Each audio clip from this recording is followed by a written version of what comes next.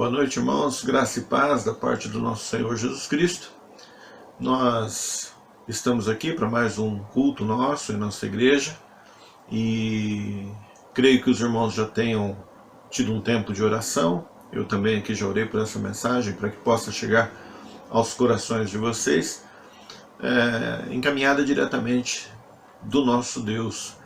Que o Espírito Santo possa estar iluminando cada um de vocês sobre esse texto que nós trabalharemos hoje, de Atos 4, e que vocês possam ter lições bem produtivas para serem aplicadas em suas vidas. Vamos abrir as nossas Bíblias então, em Atos capítulo 4.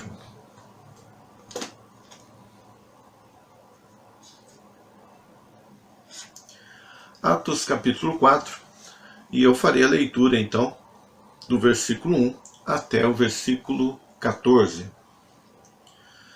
E estando eles falando ao povo, sobrevieram os sacerdotes e o capitão do templo e os saduceus, doendo-se muito de que ensinassem o povo e anunciassem em Jesus a ressurreição dentre os mortos, e lançaram mão deles e os encerraram na prisão até ao dia seguinte, pois já era tarde. Muitos, porém, dos que ouviram a palavra creram, e chegou o número desses homens a quase 5.000. E aconteceu no dia seguinte reunirem-se em Jerusalém os seus principais, os anciãos, os escribas, e Anás, o sumo sacerdote, e Caifás, e João, e Alexandre, e todos quantos havia da linhagem do sumo sacerdote. E pondo-os no meio, perguntaram: com que poder ou em nome de quem fizeste isto? Então Pedro, cheio do Espírito Santo, lhes disse: principais do povo e vós, anciãos de Israel, visto que hoje somos interrogados acerca do benefício feito a um homem enfermo e do modo como foi curado, seja conhecido de vós todos e de todo o povo de Israel, que em nome de Jesus Cristo, o Nazareno, aquele a quem vós crucificastes e a quem Deus ressuscitou dentre os mortos, em nome desse é que este está são diante de vós. Ele é a pedra que foi rejeitada por vós, os edificadores, o qual foi posta por cabeça de esquina. E em nenhum outro há salvação, porque também debaixo do céu nenhum outro nome há, dado entre os homens, pelo qual devamos ser salvos. Então eles, vendo a ousadia de Pedro e João, e informados de que eram homens sem letras e indoutos, maravilharam-se e reconheceram que eles haviam estado com Jesus. E vendo estar com eles o homem que fora curado, nada tinham que dizer em contrário.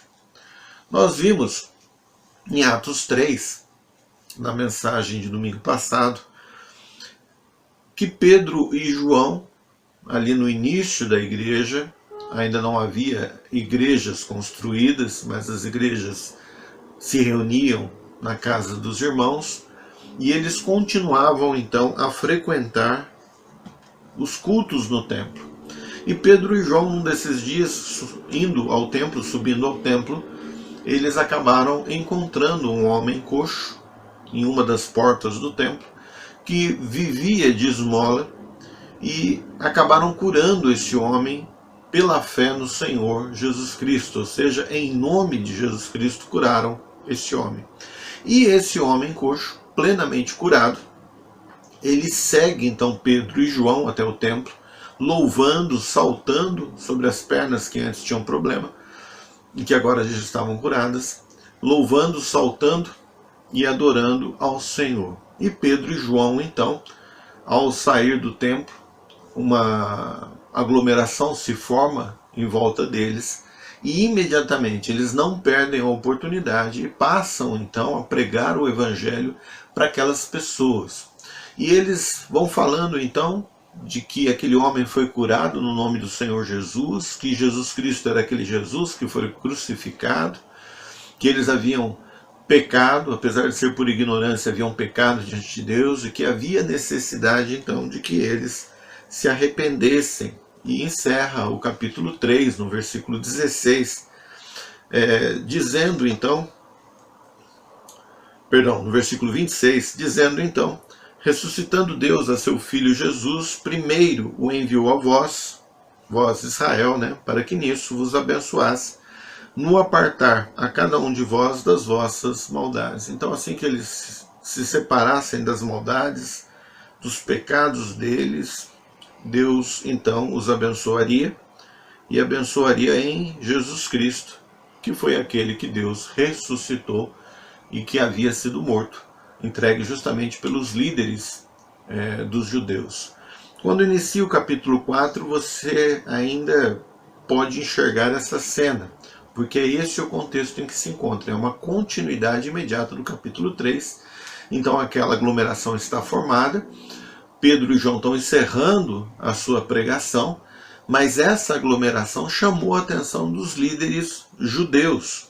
E esses líderes judeus, então, passam a fazer parte dessa história. E essa é a mensagem de hoje.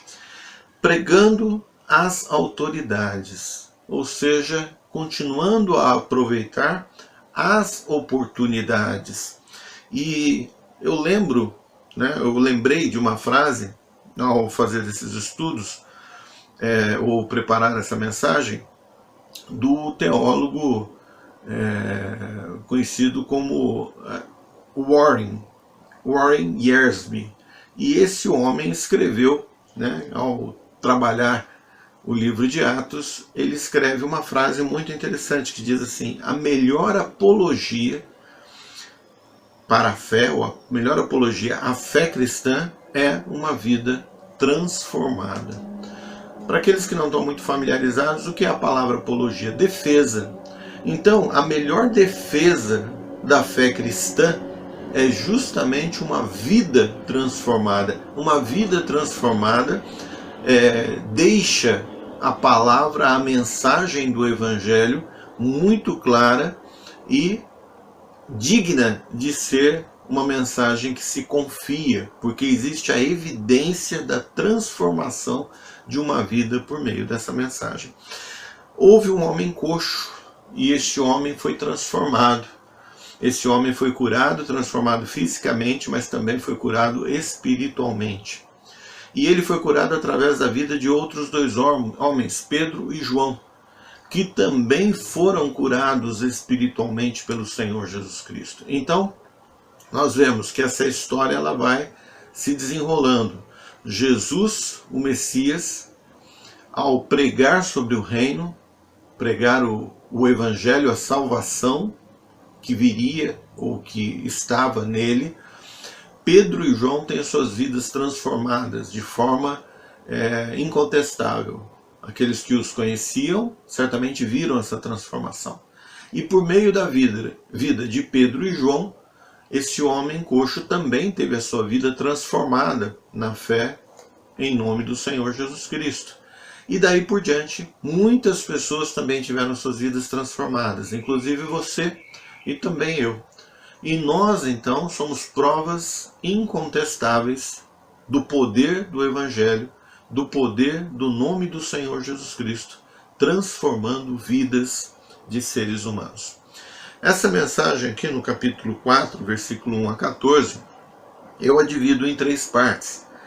E essas 3 partes são 3 partes que expõem como que eles aproveitaram mais ainda a oportunidade. Eles, Pedro e João, eles aproveitaram primeiro a ocasião, o momento em que surgiu aquele coxo para que eles curassem. Havendo a cura, imediatamente eles pregaram o Evangelho, aproveitaram a oportunidade. Pregando o Evangelho, esses líderes judeus se aproximam, e a gente vai ver o que aconteceu, e eles mais uma vez aproveitam também essa oportunidade. Então a gente precisa ter os olhos no nosso dia a dia, aproveitando cada ocasião que nos surge, para que nós preguemos o Evangelho assim como os apóstolos fizeram. O versículo 1 e 2 diz então que os líderes judeus receberam aquela mensagem de salvação pregada por Pedro e João, receberam como uma ofensa. Eles se ofenderam ao ouvir a mensagem do Evangelho. Veja o versículo 1 e 2. E estando eles falando ao povo, Pedro e João falando ao povo, sobrevieram os sacerdotes, e aqui o grupo é dividido em 3 tipos de pessoas, sacerdotes, capitão do templo e os saduceus. Então tinha os sacerdotes, que eram os líderes, o capitão do templo, que era a guarda, a polícia do templo ali, a polícia entre os judeus, e também os saduceus. E quem eram os saduceus? Os saduceus tem um detalhe importante relacionado aqui ao que está acontecendo, mas os saduceus, eles eram uma facção, um partido, alguns chamam de seita, dentro do judaísmo, que tinha algumas defesas completamente antibíblicas.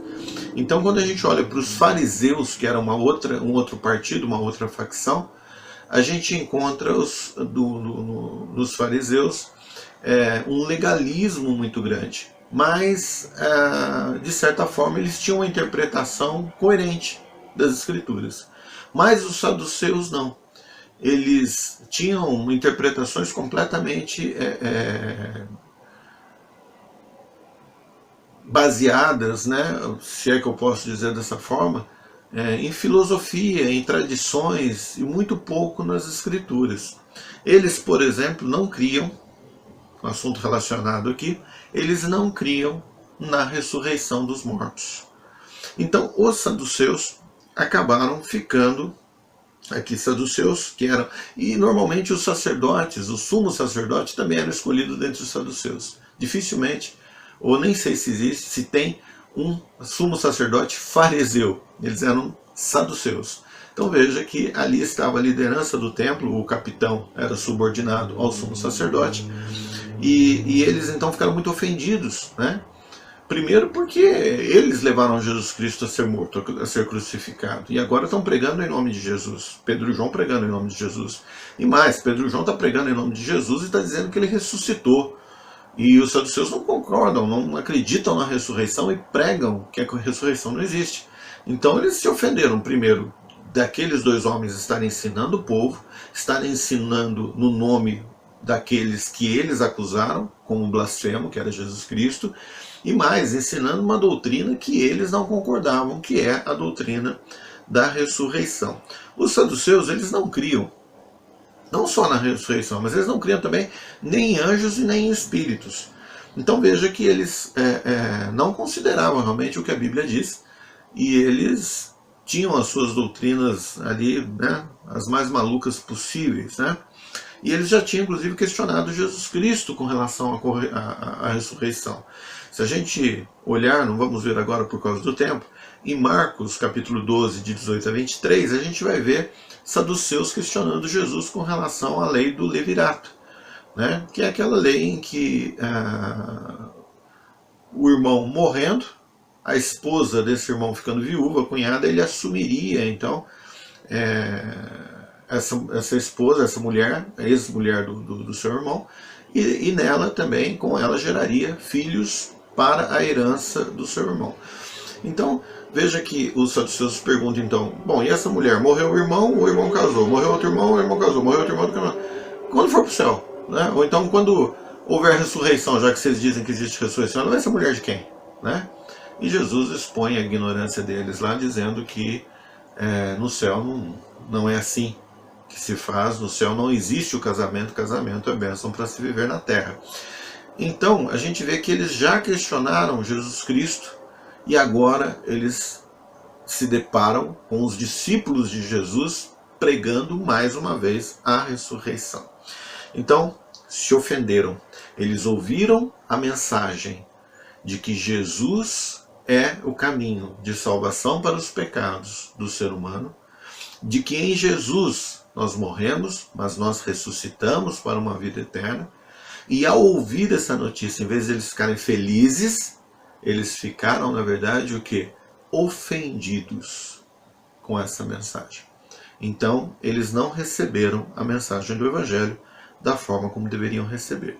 E assim acontece também nos nossos dias. A gente prega a mensagem da salvação, pessoas rejeitam essa mensagem e muitas delas se ofendem. Segundo ponto, do versículo 3 ao versículo 12, é um pouquinho mais longo esse trecho, a gente vê que esses líderes, eles ouviram o Evangelho, mas eles ouviram o Evangelho mais uma vez, de forma completa, achando que estavam interrogando os apóstolos. Então veja que o que eles vão fazer? Eles vão prender Pedro e João e depois eles vão interrogar Pedro e João. Eles acham que estão interrogando, mas Pedro e João estão vendo aquela oportunidade como que? O momento de pregarem o evangelho às autoridades judaicas. Então veja lá o versículo 3. Atos 4, versículo 3. E lançaram mão deles e os encerraram na prisão até ao dia seguinte, pois já era tarde. Se os irmãos lembrarem da mensagem passada, que está lá em Atos 3, vão ver que Pedro e João estavam indo para o templo na hora nona, ou seja, às 15 horas da tarde. Então, às 15 horas da tarde que ocorre a cura daquele coxo. Eles ainda vão para o culto no templo, na saída eles pregam o evangelho e depois os líderes judeus chegam lá e prendem os apóstolos. Isso quer dizer o quê? Que já era no final da tarde. Já no final da tarde eles nem se deram ao trabalho de cuidar mais daquele assunto. O que eles fizeram? Pega Pedro, pega o João, joga no cárcere. Joga eles na prisão. Amanhã a gente vai ver o que a gente faz. E é isso que está dizendo o versículo 3. Versículo 4. Muitos, porém, dos que ouviram a palavra, creram. E chegou o número desses homens a quase 5.000. A gente lembra que dias antes havia ocorrido a pregação na festa de Pentecostes e aproximadamente 3.000 pessoas aceitaram Jesus Cristo como Senhor e Salvador, se arrependeram dos seus pecados. Passados alguns dias, chega aqui, a igreja está ali, caminhando nos seus primeiros passos, e neste momento aqui, mais quase 2.000 pessoas aceitam a Jesus Cristo. Então, apesar deles serem presos, aquela cura do coxo autenticou a palavra dos apóstolos, o Espírito Santo agiu por meio deles, agiu no coração dessas 2.000 pessoas e ocorreram 2.000 conversões para o Senhor Jesus Cristo. Mas eles vão presos. Certamente eles não vão presos desanimados, eles vão presos animados, Estão animados com essas 2.000 conversões. E eles enxergam então que ali é a oportunidade para se pregar o evangelho. Então eles passam a noite na prisão, e após isso daqui, eles vão ser interrogados na manhã do dia seguinte. Talvez tenha vindo à mente de Pedro e João aquilo que o próprio Senhor Jesus Cristo alertou cada um deles. Então eu peço que você abra a sua Bíblia em Lucas capítulo 21, já que foi Lucas que escreveu Atos, vamos ver esse texto no Evangelho de Lucas. Ele também está descrito no Evangelho de Mateus, mas vamos ver no Evangelho de Lucas. Lucas 21, de 10 a 19. Veja lá, Lucas 21, 10 a 19. Então lhes disse: levantar-se-á nação contra nação e reino contra reino. E haverá em vários lugares grandes terremotos e fomes e pestilências. Haverá também coisas espantosas e grandes sinais do céu. O que ele está descrevendo aqui nesses dois versículos? Ele está descrevendo um cenário apocalíptico, ele está descrevendo um cenário escatológico. E essa questão eu deixo com o Érico. O Érico está trabalhando com vocês na parte da manhã e trabalhando de uma forma competente esses assuntos escatológicos. Então deixo com ele. Agora veja que quando chega no 12, Jesus está falando desses acontecimentos apocalípticos, mas ele chega no 12 e diz: mas antes, ou seja, antes de todas essas coisas, antes que ocorra tudo isso, o que vai acontecer? Lançarão mão de vós e vos perseguirão, entregando-vos às sinagogas e às prisões, e conduzindo-vos à presença de reis e presidentes, por amor do meu nome. E vos acontecerá isso para testemunho.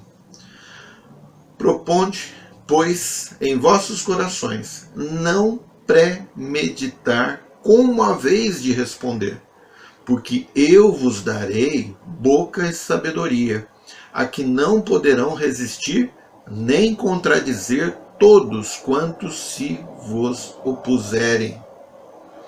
Então veja que Jesus já havia alertado seus discípulos de que viriam sim todas essas coisas nos finais dos tempos, mas antes disso os discípulos seriam perseguidos, seriam presos, entregues justamente nas sinagogas, seriam questionados, interrogados, e diz Jesus que eles não deveriam se preocupar com isso, porque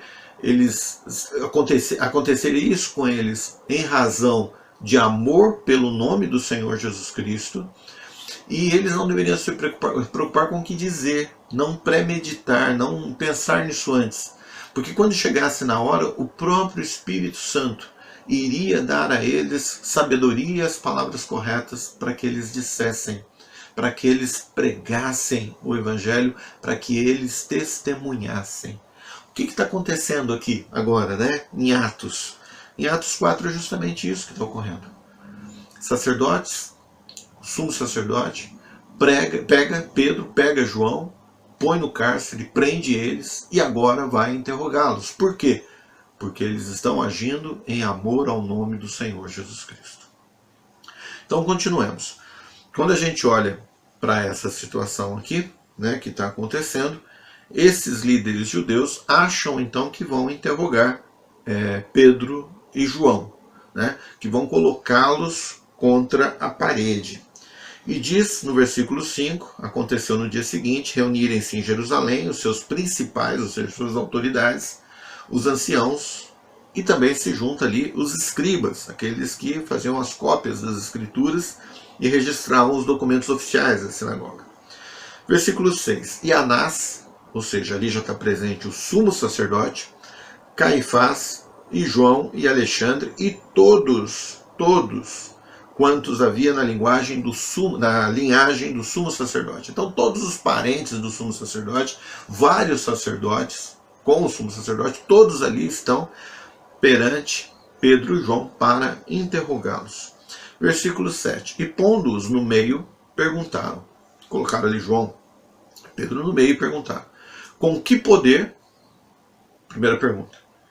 Ou em nome de quem fizeste isso? Ou seja, em nome de quem você curou?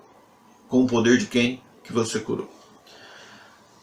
Pedro assume, então, a resposta a ser dada a esse interrogatório que, na verdade, se torna uma pregação do Evangelho.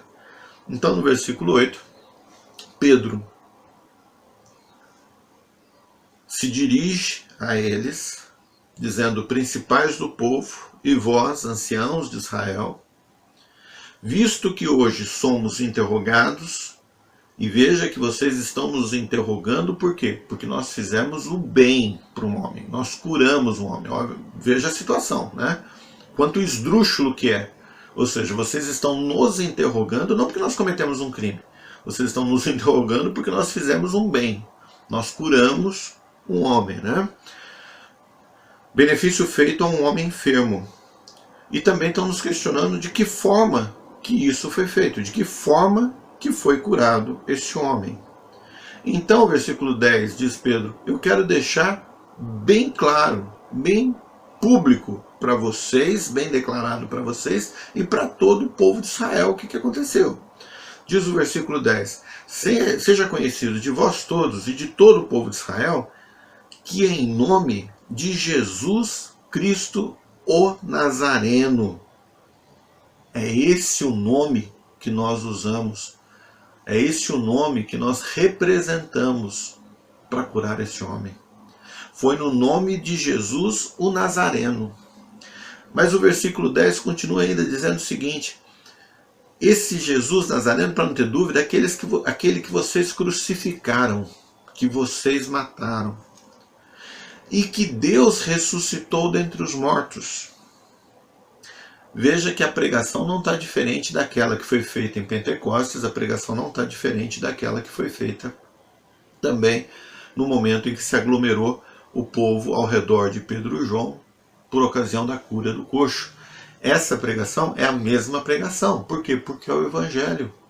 O Evangelho consiste disso, de denunciar o pecado, de denunciar a ofensa a Deus e de apresentar, então, a única esperança de salvação. Diz então o versículo 10, seja conhecido de vós todos e de todo o povo de Israel que em nome de Jesus Cristo, o Nazareno, aquele a quem vós crucificastes e a quem Deus ressuscitou dentre os mortos, em nome desse é que esse, que é o homem que foi curado, está são, está curado diante de vós. Quanta coisa aqueles sacerdotes, aqueles saduceus ouviram. Que eles eram assassinos, porque eles haviam matado um homem inocente, e eles haviam matado esse homem inocente, e esse homem inocente era o Messias.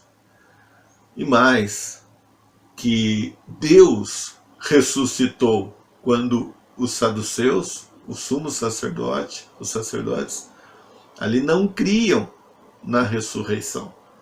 E Pedro está falando, Deus ressuscitou Jesus dentre os mortos.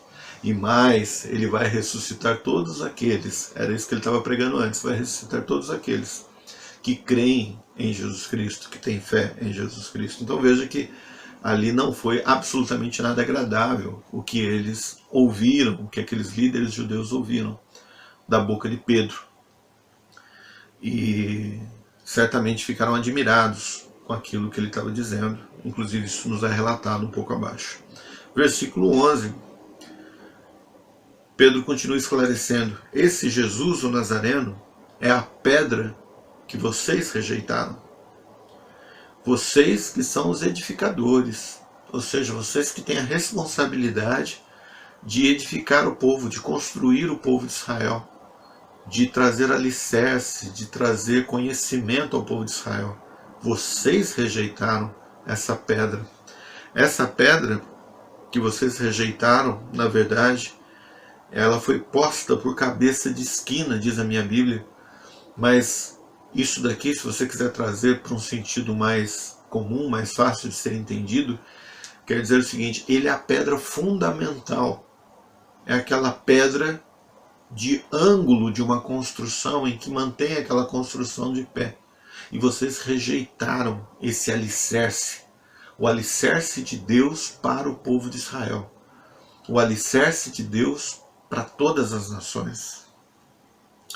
Versículo 12, Pedro vai mais a fundo ainda. E em nenhum outro existe salvação, porque também debaixo do céu nenhum outro nome há dado entre os homens pelo qual devamos ser salvos. Ou seja, só em Cristo existe salvação. Vocês querem saber no nome de quem que foi que esse homem foi curado? No nome desse Jesus. Vocês querem saber como que ele foi curado? Foi com a fé no poder desse Jesus Cristo. E esses homens ouviram então, eles foram interrogar e ouviram a pregação do Evangelho, mais uma vez os confrontando. E é interessante qual o resultado disso, né? Então, o primeiro ponto que eu falei para vocês, eles ouviram a mensagem da salvação e eles se ofenderam com a mensagem da salvação. O segundo ponto, eles acharam que interrogar os apóstolos e acabaram ouvindo mais uma vez o Evangelho. E o terceiro ponto, eles não puderam rejeitar a mensagem pregada por Pedro e João. Então eles ouviram e tiveram que engolir aquilo ali que estava sendo dito a eles. E por que eles tiveram que engolir aquilo? Primeiro, diz o texto para nós. Então eles, vendo o que? A ousadia de Pedro e João. Ousadia o que? A coragem de Pedro e João. Que coragem é essa, irmãos? É o Espírito Santo agindo na vida de Pedro e João. Por isso que Jesus havia dito para eles, vocês já têm conhecimento, mas ainda precisam aguardar a vinda do Espírito Santo, para que tenham o quê? Poder para testemunhar. Aqui eles têm poder para testemunhar. Coragem, ousadia de enfrentar o Sinédrio, de enfrentar ali o sumo sacerdote indo contra a doutrina que ele ensinava da ressurreição, dizendo que sim, existe ressurreição e que a ressurreição é em Cristo Jesus, que eles haviam matado, porque eles haviam matado como um criminoso, um blasfemo, quando na verdade Jesus é o Messias, é a pedra angular, é a pedra fundamental, a pedra de esquina, o alicerce. Então veja que essa coragem, essa ousadia de Pedro e de João, veja que o Senhor Jesus havia sido morto pouco tempo atrás. E eles estavam ali falando no nome do Senhor Jesus, ou seja, era bem provável que, né, eles morressem. Eles sabiam que isso era uma possibilidade muito grande para eles. Só não morrem porque Deus os preserva. E não era o plano de Deus para a vida deles naquele momento. Mas os mesmos homens que mataram Jesus poderiam ter matado eles também, né? Então a primeira razão que o sumo sacerdote e todas as autoridades não podem rejeitar aquela palavra que está sendo falada é porque eles olham para a ousadia e a coragem de Pedro e João pregando e eles falam alguma coisa muito maior do que simplesmente seres humanos está acontecendo aqui ou está sendo feito por eles. Continua ainda no versículo 13, e informados de que eram homens sem letras, ou seja, o sumo sacerdote e as autoridades tinham conhecimento de que Pedro e João eles não tinham um conhecimento teológico formal. Então lá, informados de que eram homens sem letras e indoutos, maravilharam e reconheceram que eles haviam estado com Jesus. Aqui não está dizendo que Pedro e João não sabiam ler e escrever, nada disso, né? Até porque os judeus aprendiam a escrever, os homens pelo menos aprendiam a ler e escrever nas sinagogas desde pequenos, eram instruídos e tinham uma pequena instrução superficial teológica. Mas apenas aqueles que se aplicavam no estudo da Torá, no estudo das Escrituras nossas do Antigo Testamento, junto aos rabis, é que se aprofundavam então naqueles estudos, como Paulo fez. Paulo era ensinado por Gamaliel e se aprofundou no estudo teológico. Então ele sim era reconhecido como um mestre das Escrituras, né? Fariseu, Paulo, ele se aplicava naquilo. No caso de Pedro e João, não. As pessoas conheciam Pedro e João, sabiam que eles não tinham um conhecimento profundo teológico, não tinham se aplicado a esse estudo formal. Mas quando o sumo sacerdote vê eles falando da ressurreição, dissertando sobre a pessoa do Messias, eles falam, pera um pouquinho, esses homens não têm essa instrução teológica. Eles estão falando isso com tamanha profundidade e autoridade porque certamente andaram com Jesus Cristo. Então quem ensinou esses homens foi o próprio Jesus Cristo, Nazareno, que ensinou eles. Então, eles são forçados a reconhecer que a mensagem de Pedro e João é a mensagem de Jesus. Eles são forçados a reconhecer que Pedro e João possuem uma ousadia, uma coragem que vai além da coragem e da ousadia humana. Ou seja, a gente sabe que é o Espírito Santo agindo neles. E eles estão vendo isso, que existe algo a mais. Mas existe também uma outra razão.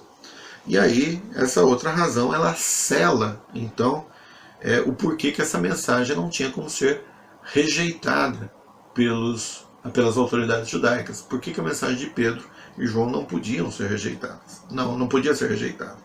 Então diz aqui o versículo 14.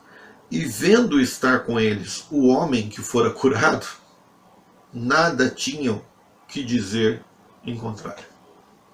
Ou seja, está ali o homem que por 40 anos havia sofrido com uma deficiência física que não permitia que ele andasse. Um homem coxo, desde a sua nascença.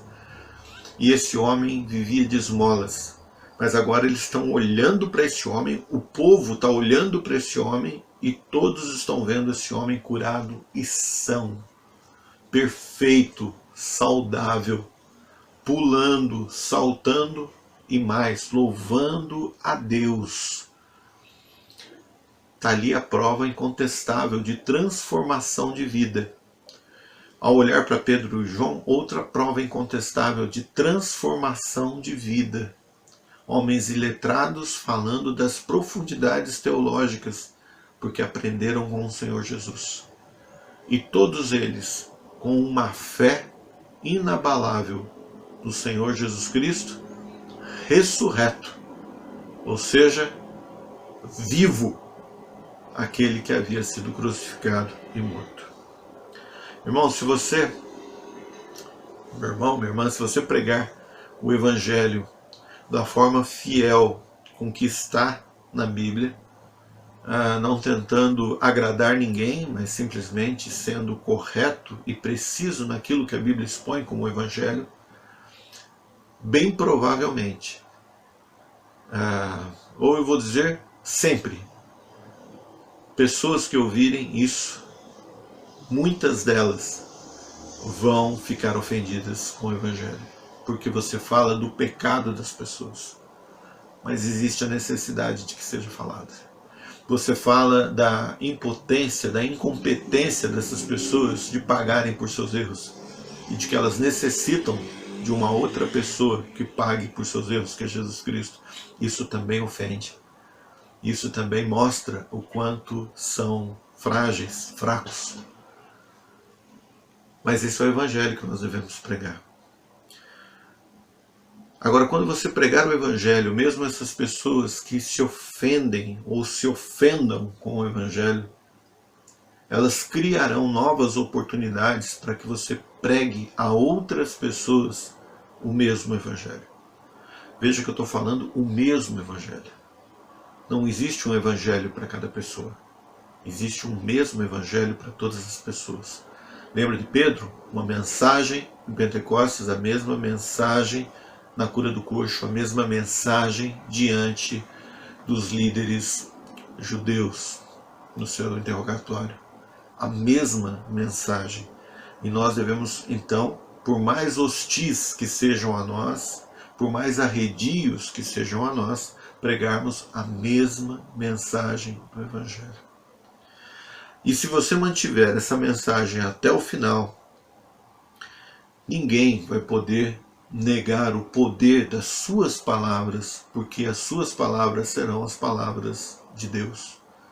As suas palavras serão as palavras do Senhor Jesus Cristo. E a sua vida ficará evidente aos olhos dessas pessoas que foi transformada.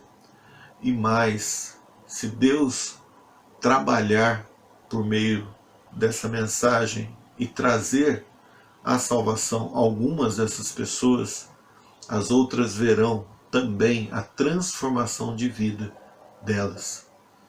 Quando nós vemos transformação de vida, nós vemos o poder da palavra, o poder do nome do Senhor Jesus. Nós vemos a fé salvífica funcionando.